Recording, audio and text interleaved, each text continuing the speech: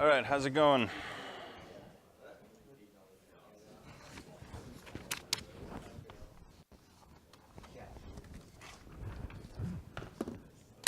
It's stopping snowing. That's sad.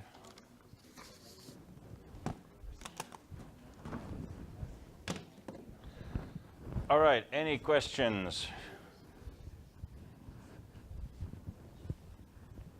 So I graded PA3, I posted comments, I posted grades. Good job on stacks and queues.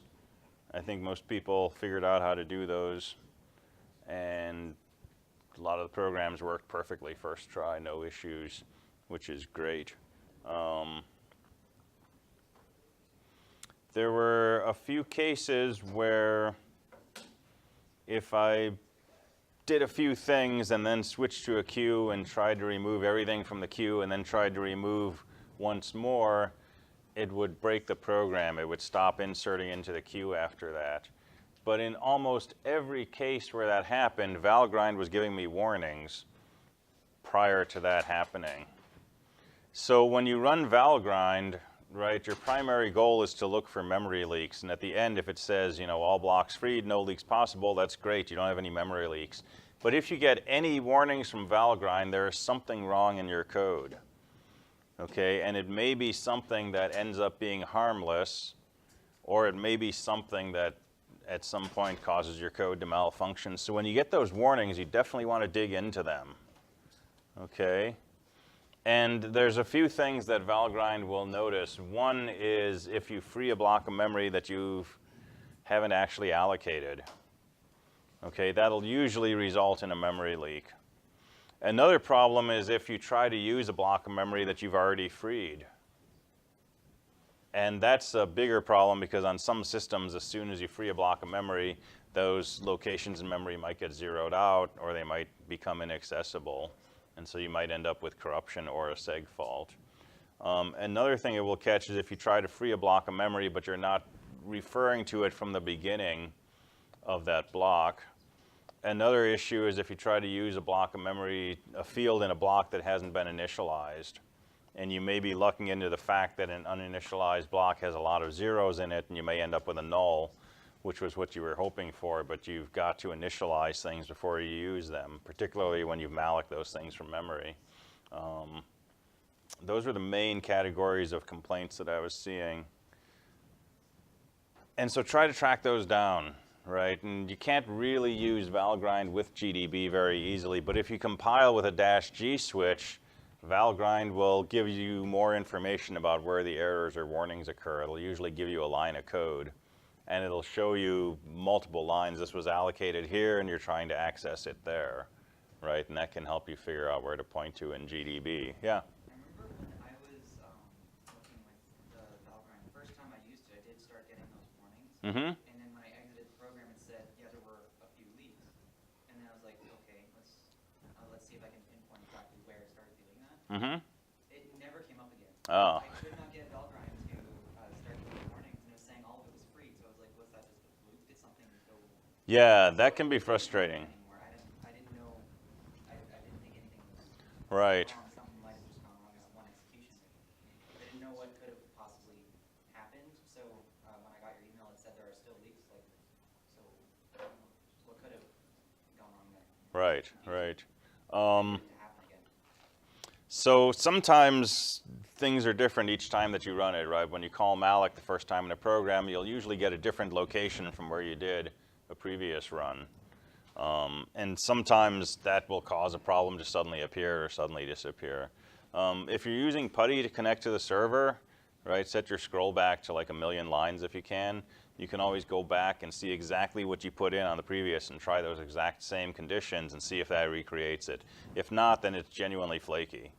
And that's just going to be unfortunate, right? If you keep trying it and you can't get it to reproduce, then you know, either live with it and hope that I don't stumble across it, or you know, go back into the code and see if you can find something in there. But usually, if it fails once, you can get it to fail again. But if you're trying this set of things, you might try that 100 times and it doesn't happen because you got to try one of these sets of things, right? But going back through your login session and trying to reproduce it exactly is probably good first order, particularly before you exit and close out PuTTY and lose it. There's probably something to do with that queue. Yeah, is it still happening in your code? I haven't looked at it closely Mm-hmm. since we talked on email. Okay. So my guess is probably yes. Yeah. But for whatever reason, like I wasn't able to, when I did go through it and I was up before I turned it in the first time, Mm-hmm. I never saw anything like that happen. Okay. So, Can we pick on it here? sure, why not? Okay. Because this is always a good opportunity to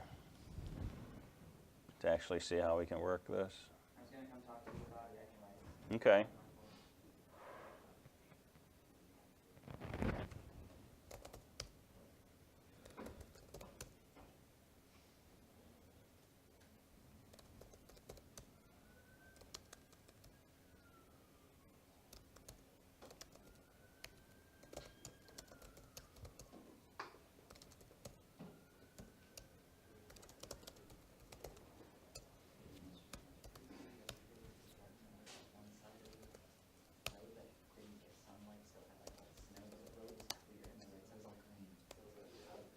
All right, so let's try this with straight val grind and see what it gets us. So typical kinds of things I was doing was pushing some things into the stack. Okay, so we got a warning already, like right off the top.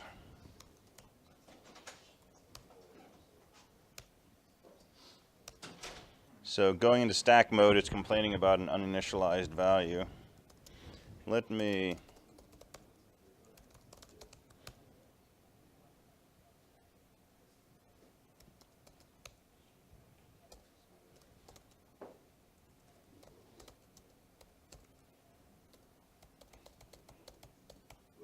So if you want debugging information, you need the -G switch when you compile to an object, and then you need the -G switch when you compile to an executable. Okay, and remember what's going on here. All right, GCC-C takes a .c file, which is source, gives you a .o file, which is an object.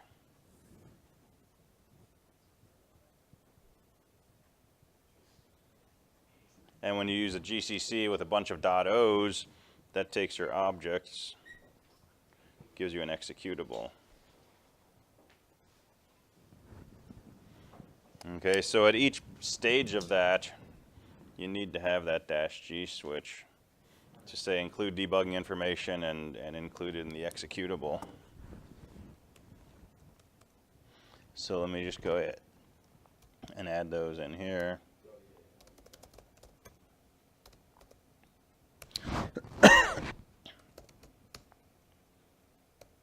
So let's go into stack mode. So it says conditional jumper move depends on uninitialized value.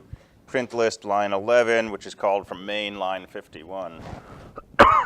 So in this case, it's the first message it prints that's really the one that you're interested in. Other tools sort of print them out in descending order. But let's take a look at print list line 11.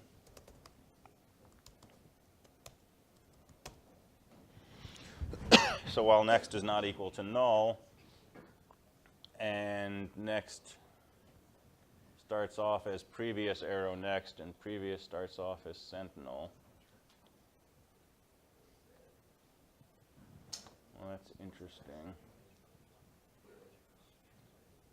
So I'm wondering if sentinel actually has a value.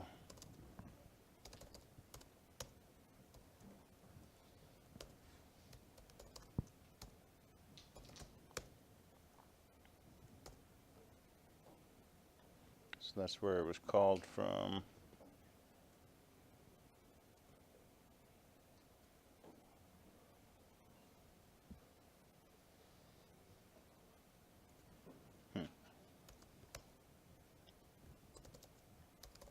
All right, let's try GDB.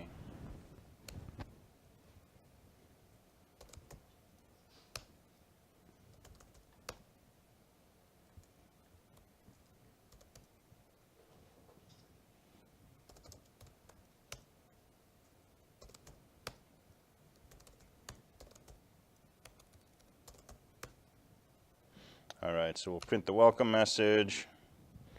We'll say struct node star stack equals. So stack is a struct node. Stack is a 0 struct node. We'll do a get node on Q. We'll set mode equal to stack. That's your flag, right? And then prompt result equals startup.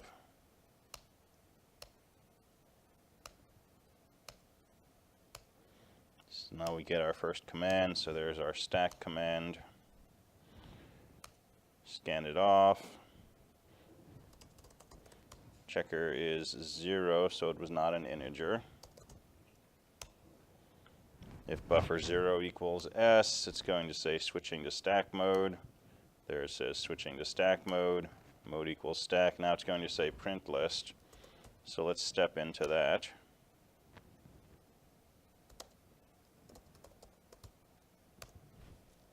So there's Sentinel. There's previous. There's next. Mode equals 0, so it's going to print top of stack. But next is 0. That's okay.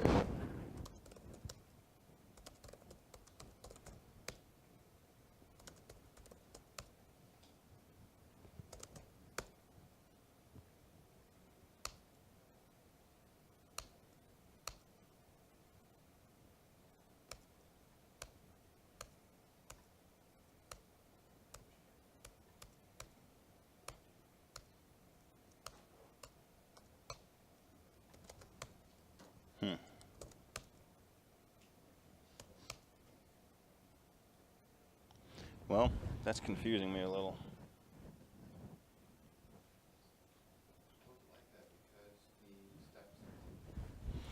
I'm thinking maybe, so we looked at that and we saw that there was a 0 in that next field, right? But it's complaining that it's uninitialized, so this may be a case where it's 0 because it came from memory as a 0, but you didn't explicitly give it that value. So let's see how you initialize. So you use get node.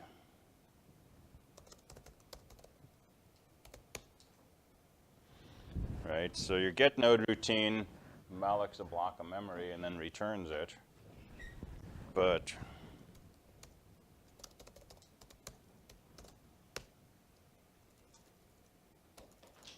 I don't think you ever actually set the next field to null. So I think that's what it's complaining about here. Right, so your get node's doing that, but it's not actually setting the next piece. So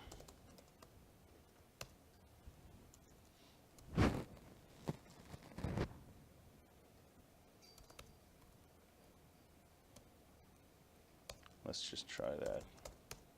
It might have been what's making the queue complain too. Yeah.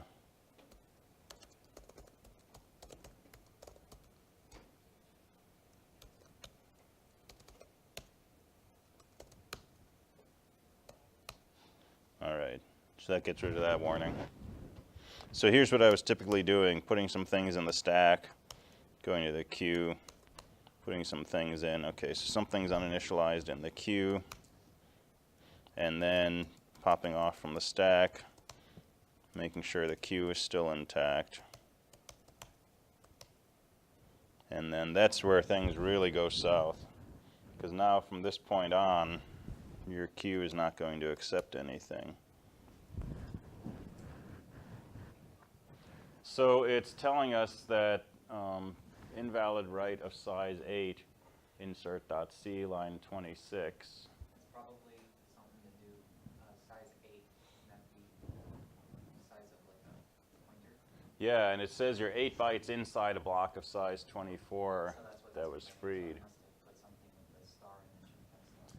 Yeah, so this block was freed when you popped, right at line 25, and now you're trying to use something 8 bytes inside of that. So, yeah, and I don't want to do this in here. Could be a problem with pop, or it could be a problem in here. But Sentinel tail next equals temp. And if you run this through GDB and you take a look at what's going on here, you're probably going to find that Sentinel tail is not pointing to what you think. And I'll take you to the punchline. So this is for a queue. So here's your Sentinel node. So this is just some data. This is null. This is, we don't really care. Right? When you add something to your queue, you got some data. You got this pointing here. You got this pointing here. When you remove from the queue, right, this goes back to null. You may be taking this back to null. You may be leaving it where it is. But whichever way you're doing this, when you add something back to this empty queue, you got to be careful that you aren't using this value to figure out where to add your new node to, right? So we always have an edge case for this algorithm. If you have an empty list, point this to new and point the tail pointer to new. Right, so if you have an empty list and you create a new node, have the next field and the tail pointer and the Sentinel point to that new one. If you don't have an empty list,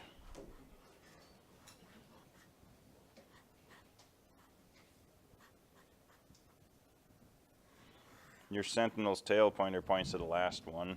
So when you add something new to that, right, you have to change the last node to point to that, and you have to change the tail pointer to point to the new node, right? But you're finding this node by using the old tail pointer.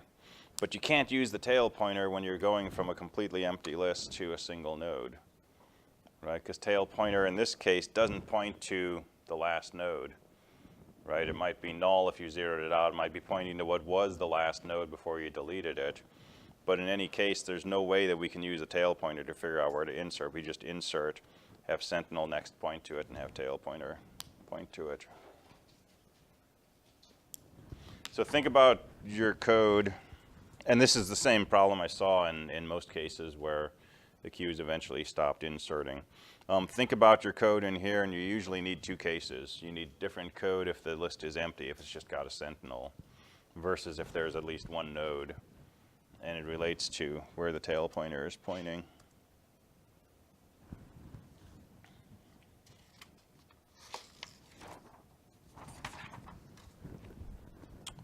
I didn't bring my other comments with me.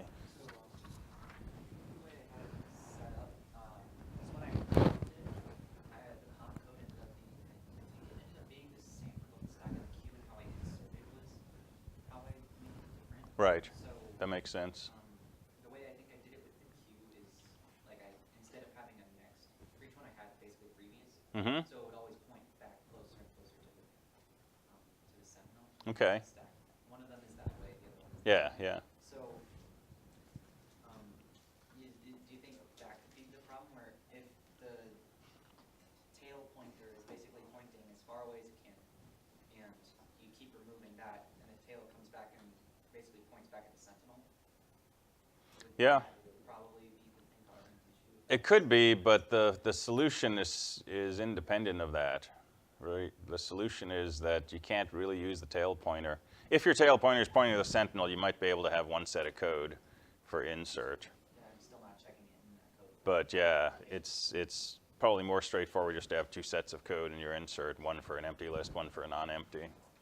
But I think if you point the tail pointer to the Sentinel, you can unify the code. But then you got to remember to do that when you pop off everything. Yeah, it would make it a different case in the remove in that case, or the pop. All right, other comments on PA3. A few people still forgot to put their name in. Make sure you put your name in. Make sure you put in lots of comments. I could tell a few cases where people added comments at the end because they had tons of typos and things. And I could see someone like, you know, at 7:30 in the morning, like putting in all these comments in the code. So that's okay. But that works, right? You got comments in there, so that's cool. What else? They already paid for the comments. Yeah, yeah. Yeah, so PA3 was good. PA4 is probably about 10 times harder than PA3.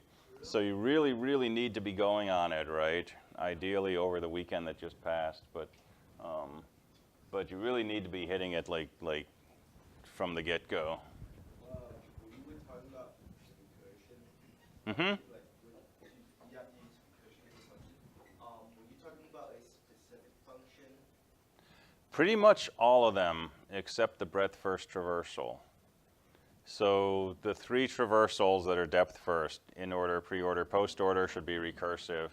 Your height function, your isBalanced function, your search, your insert, and the majority of your delete will all be recursive. Okay. Delete has some non-recursive components to it, but deleting the root from a tree is not recursive. It's a big algorithm. But if you're not deleting the root, you use recursion to get down to the root. And we're going to go through all this week. I'm just going to thank you in advance for not asking us to balance the truth. Okay. We're saving that for 223, I think. Oh, okay. There's Yeah. gotta be a shortcut for it. No? No. Oh. But you're all going to be awesome programmers by the end of this course if you're not already. So it'll be easy. This kind of not, well, this is what we covered so far, but is there a way to overload a function but have everything the same as the previous function, but is that one single line in it? You thinking about your depth first traversals? So I'm making a function with traversing tree, Mm-hmm. but I want to overload it so it doesn't have to just return one function, not return one data type. Okay. Let's say this is going to return the node. I want another one, but instead of returning node, it's going to return like an integer. So you can start playing with unions. So a union is really meant for that kind of thing. It's a way to define something that can be more than one type of data. So you can make a union of, say, an integer and a character and a string, right? And you can access different pieces of it and say, you know, I want to treat this as an integer. You access it kind of like the integer part of a structure. Or I want to treat this as a character. You access it like the character piece of a structure. But it's not a structure with different pieces in it. It's really just one block of memory. But it will let you treat it as this or that or this other thing. But I'm not sure. You know what I mean by when I can overload it? Yeah. Because I don't really want to like copy and paste the code and just change like the node to like So two quick options for faking overloading in C. One is to take the piece of your function that doesn't change and put that into a separate function somehow, and then in your three functions or however many functions you want that do different things, just sort of call that common set of code and add the specialization around it. That may or may not be possible. Another option is to pass something to your function that says how you want it to specialize. And most of the code's the same, but when you get to the part that's going to change, right, use some logic that uses this value you passed. That's, for example, how you can do three kinds of traversal in one set of code. So if it's left node right, print the root, and then traverse the left subtree. If it's in order, print the root, traverse the right subtree. If it's post order, print the root, that kind of thing. You could also start playing around with macros, but then you're probably getting pretty heavy-handed, but I'm okay with that. But a macro will let you replicate a set of code, right, and possibly pass parameters to it and substitute values for those parameters inside your code. And that's probably the closest that pure C gets to overloading. Oh, yeah, I see. Okay, thank you. Okay. Could you declare an ambiguous pointer? Just like, this is a pointer to a thing. I don't know what it is yet, but, you know. Because if you could just say, okay, I'm going to assign this pointer to an int to that spot, or maybe I'm going to, this pointer is to a structure, I'm going to put that in that spot now. Mm-hmm. So pointers are pointers in C. You may get warnings if it knows that you declared this to point to an integer and you try to dereference it and use it as a character. But for the most part, pointers are pointers. One difference, though, will be if you try to treat a pointer as an array, right? If you say this is a pointer to an integer and then you pick off element bracket 5, it's going to move 5 times 4 bytes down from that memory address. If you're really storing characters there, that can be a problem. And null can usually point to anything. And I think there's some types you can use that make the compiler happier. But at the assembly language level, it's just a memory address. It's something like that. You could have one node point, if you had such ints, they actually pointers, you could have one node point to an int, one node point to a character. Mm-hmm. But yeah. Yeah. And in 223, we'll see a clean way to do this, right? So 223 supports something called a generic, which is a way to write a piece of code that's more or less agnostic to certain data types, possibly in arguments, possibly in what it's returning. And it lets you, if you want a linked list of integers, you want a linked list of characters, you want a linked list of strings, you don't need to write 3 linked list packages. You can make one set of code for a linked list and say it's a generic. And then when you want to use this, you specify, okay, this is a linked list of integers. And it basically, everywhere that you would need to say int or car star or whatever, it'll plug that type in. And that's a way to get around that. There was at least one piece of code where the person set up their Q node, and they called it Q node. But inside a Q node, they said that next was a pointer to a node, and they didn't actually declare what a node was. And node is set up for you in standard io.h. So it gets around compiler issues. And the person's code still worked because a pointer is a pointer is a pointer, right? But if they had decided to use anything other than a node, right, they would have gotten compiler errors. But node happens to be defined in standard IO or something derived from standard IO. So, I remember on an ODP that I did once, Mm-hmm. where we were first looking at the T node. Mm-hmm.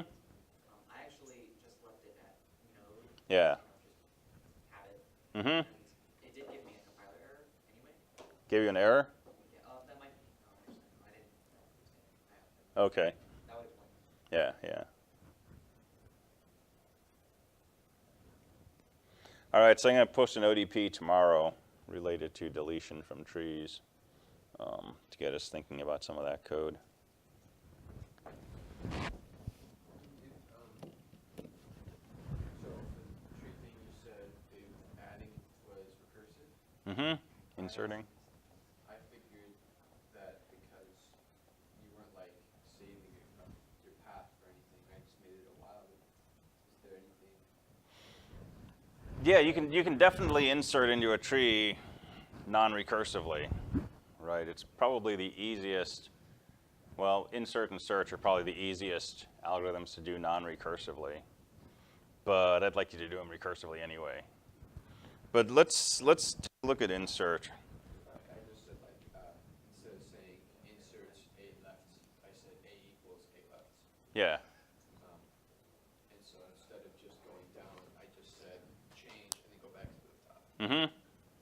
Yeah. Kind of the same thing. And there's very little that we can write recursively that we can't write iteratively, right? And you can do recursion in languages that don't support it. You can fake it, right? You can do recursion with nothing but arrays and gotos if you want, right?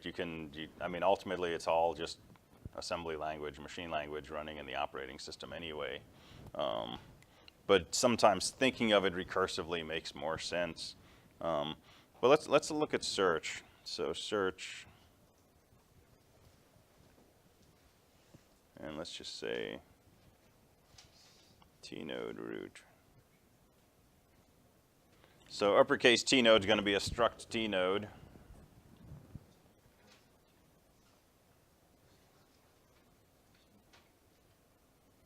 So we'll stick with integer data.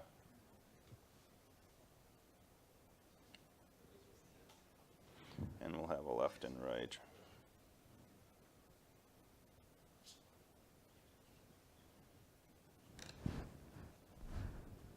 And we'll type def struct T-node to be a big T-node, so I don't have to write struct all the time. So let's look at a search routine. So let's do this iteratively. So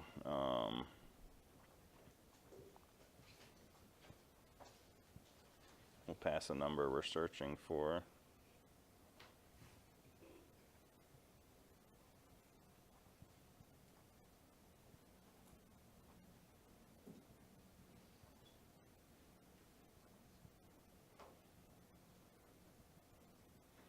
So if the root is equal to the number we're looking for, we'll say that it was found.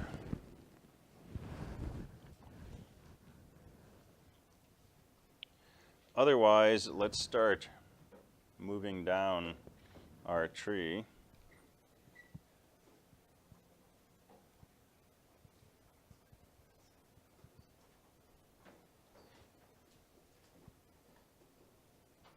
So if our number is smaller than the root, then we know our number could only be in the left subtree.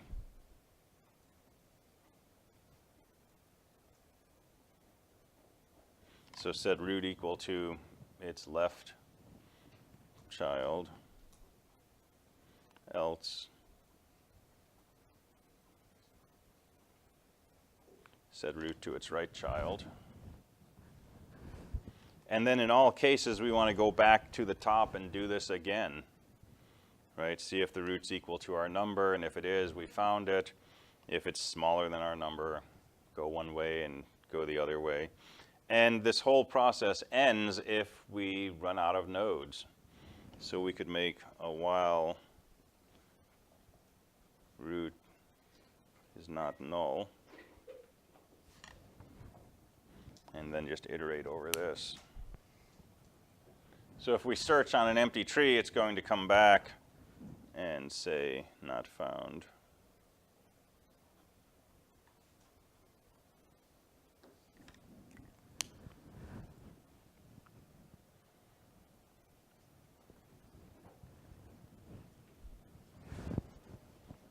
So empty tree will say not found.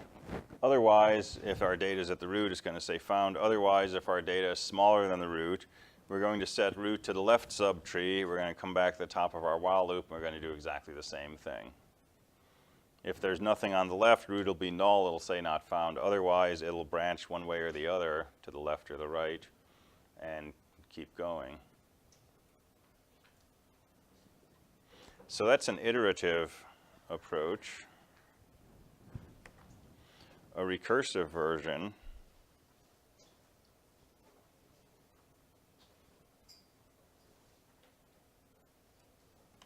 might look like this.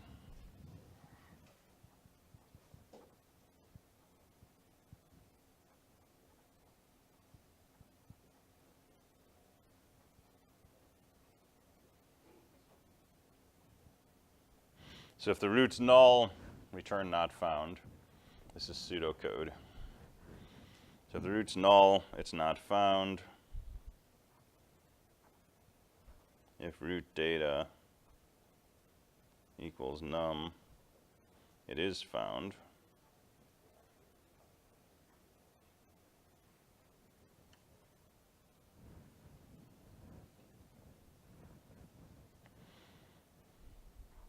And can I do these in the opposite order? Why not? Root is null, and you try to access its data. Yep, if root's null and you try to access the data, you're going to get a seg fault. So the order matters on here, even though logically it doesn't. Logistically it does. All right, so we have a tree, it's not null, the root is not the number we're looking for. The number is either in the left or right subtree. Which one is it in? If root data is bigger than num, then if it's in the tree, it's got to be in the left subtree. So let's search the left subtree for our number. And if it's found in there, then it's found in our original tree. If it's not in the left subtree, it's not in our original tree because it's not the root, and it can't be in the right subtree because it's smaller than the root. So we can simply return whatever this search gives us.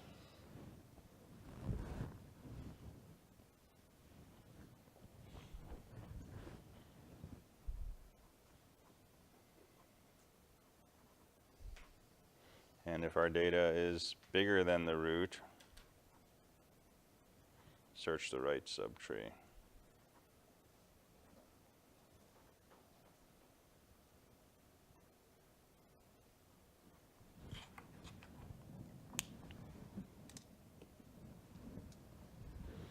And we don't really need that conditional there. It's nice to have for symmetry. But if the number is not equal to the root and it's not bigger than the root, it's got to be less than the root, right? And if it's equal to the root or it's bigger than the root, we're already going to have return. So by the time we get here, we know that our root is smaller than our data. But symmetry-wise, it's nice to have there. But it might keep you up at night because you haven't told it what to do if the universe fails. All right, so this will be a nice recursive solution. And there's no looping that we're doing. The looping's happening because we're calling search. Here's a different.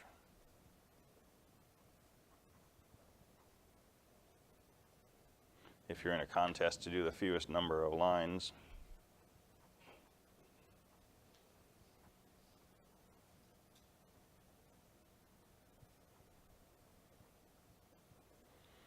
So if the root's null, it's not found.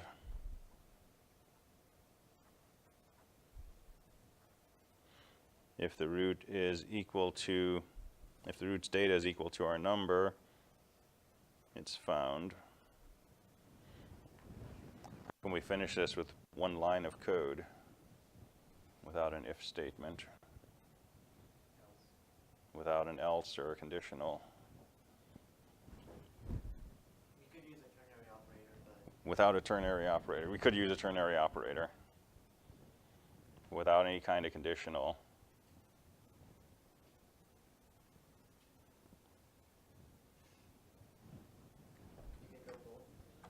Yeah.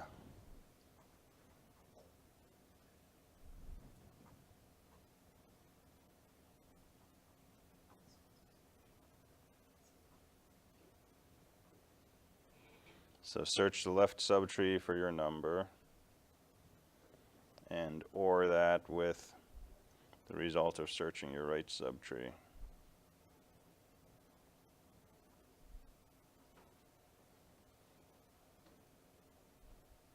So you need to be returning Booleans or something where an OR makes sense, right? If you're returning 0 or non-zero, you could just add your numbers together, right? Or something. But this is going to work perfectly fine because it's saying if the tree is empty, it's not found. If it's at the root, it's found. Otherwise, see if it's in the left or right subtree. If it's found in either of those, it's found in the original tree.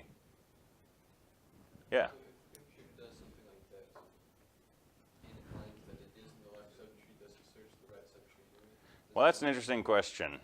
But I was thinking, like, had some kind of, probably added some kind of check to say if this is an OR one and the first one is true, don't bother checking. I don't know what the rules are for pure C. I don't know what the rules are for different versions of C, but most languages have a specification as to how these conditionals are operated.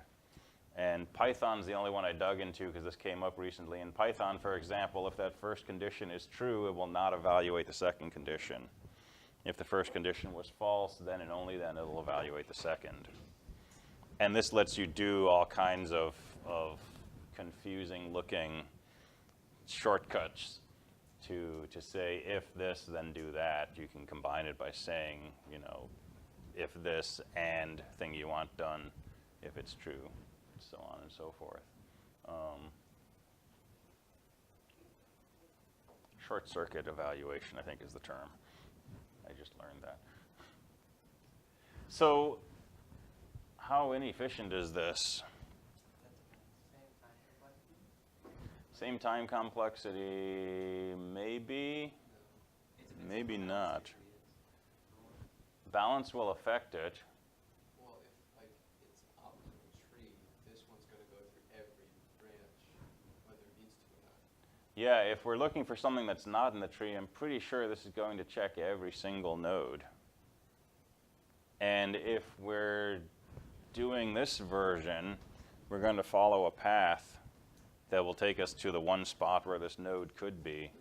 So I think this will tend to be log n. I think this is going to tend to be n if it's not found. That's basically traversing. It's basically traversing, yeah.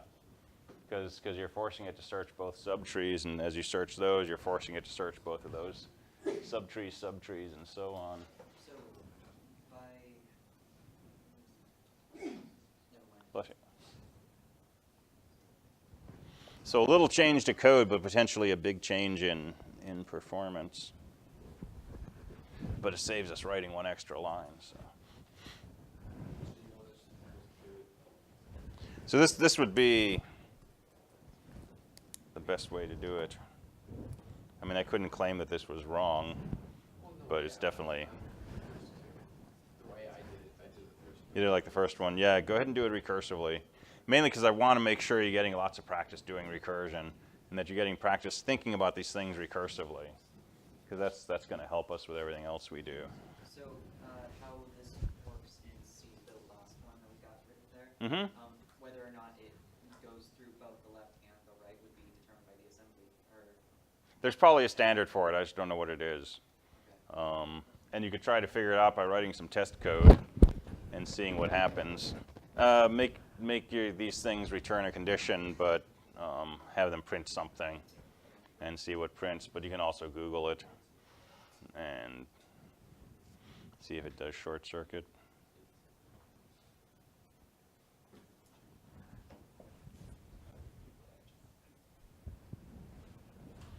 All right, so search makes sense.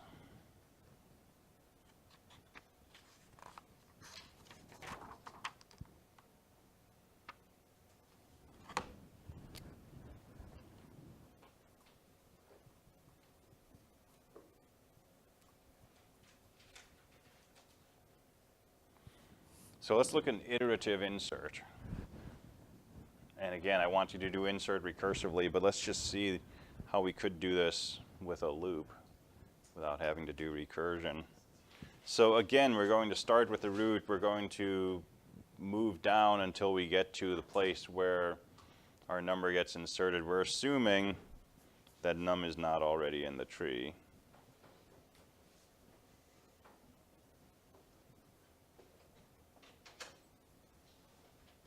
So you want to do a search for it first.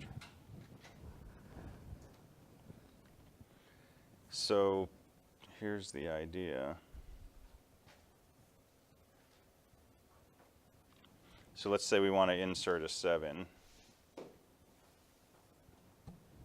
So we'll start with 20, 7 is smaller, we'll move to the left. 7 is smaller than 10, move to the left. 7 is bigger than 5, move to the right. And there's a null, that's where we want to insert it. So getting down to that spot's not bad. The only small trick is you need to remember where you came from, because when we get to a spot where our node is null, we know we have to create a node, make its children null, make its value 7, but we got to attach it to some node. It's got to become the child of some node. So it's going to be a child of the previous node that we visited. So let's say something like previous equals root if number is less than data. Then we want to move to the left. So let me call this temp.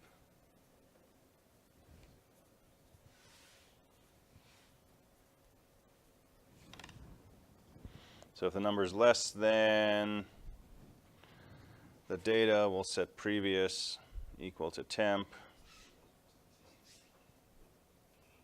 And temp equals temp left.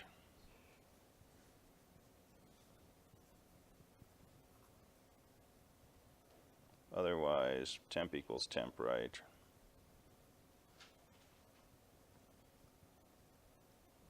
So the general setup is this is going to be temp, this is going to be previous. 7 is smaller than 10, so we're going to set previous down here and temp to the left child. 7 is bigger than 5, so we're going to set previous to here and temp to the right child. And this whole thing is going to be while temp is not null.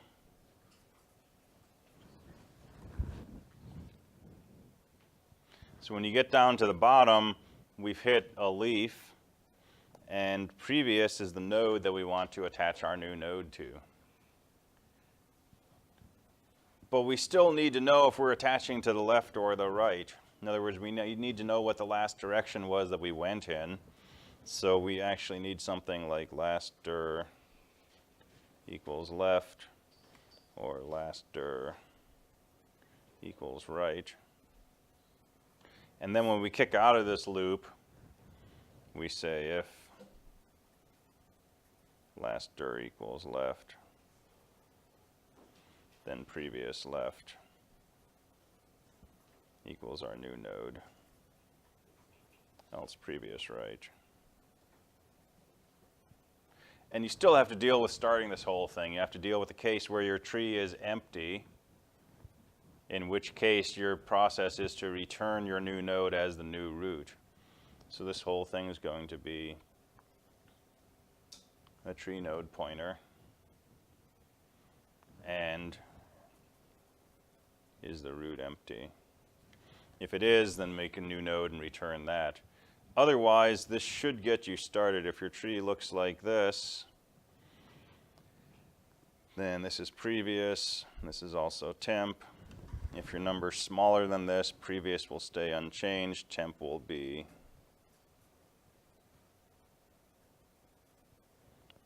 null, and you'll go back previous left. So iteration on this isn't impossible, it's just an edge case to start it off and keeping track of some path information at the end. When we end up, when we're writing for a pig, or do you want us to check to see if someone's trying to enter something that's already in the tree? Yeah. I think it says give them an error message if it's already in there. All right, so we'll look at a recursive way to do insert tomorrow, and it's going to be a whole lot simpler than all of this stuff. And then I want to go through, we already did tree traversal, but I want to go through some of the other algorithms, and I want to start working back to deletion and looking at details of deletion. Your ODP that I'll post tomorrow will be a piece of the delete algorithm, finding the biggest node in the left subtree of a tree. So I'll pass you a tree, you'll iterate until you find the largest node and return that. So I'll post that up tomorrow. All right, so I will see you next time.